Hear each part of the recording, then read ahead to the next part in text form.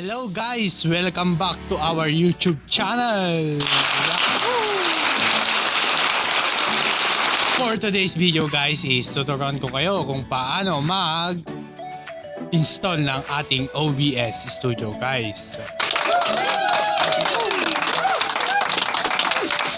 Ang OBS Studio guys is isa itong app kung saan pwede nating gamitin para sa ating live streaming, para sa ating online recording, and also para sa ating church online service guys. Okay guys, let's do this!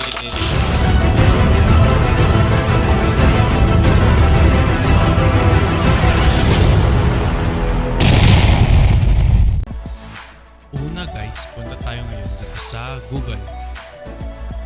And then search natin dito sa search bar OBS Studio. And then guys, kapag nakita nyo na to, yung https://obsproject.com, pindutin nyo to, yung tong OBS Studio. And then guys, may mga tatlong pagpipilian dito.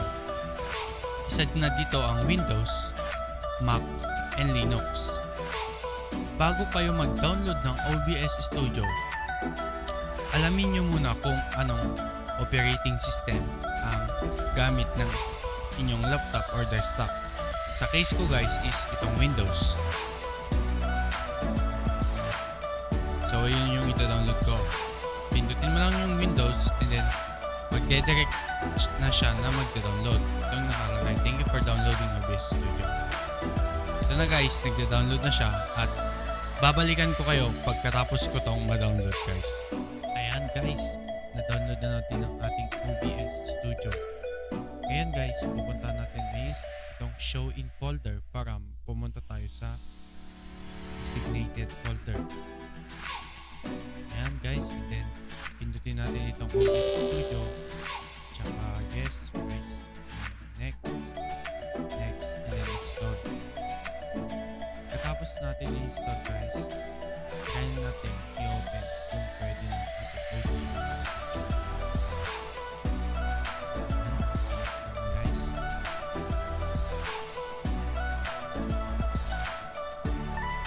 then yan guys, sabi dito completing OBS Studio 7.0.7. Kung gusto natin i-launch guys, check natin ito. Pero kung ayaw natin i-launch, i-uncheck natin.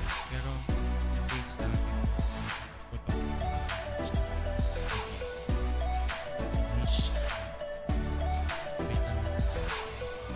ayan guys, solid, sakto guys. Ang ganda ng OBS para sa ating mga streaming, mga recording sa laro natin at sa multipurpose na gamit na itong OBS guys. That's all for today's video. Thank you for watching this video guys. And please guys, don't forget to like, comment, and subscribe guys. And see you on our next video guys.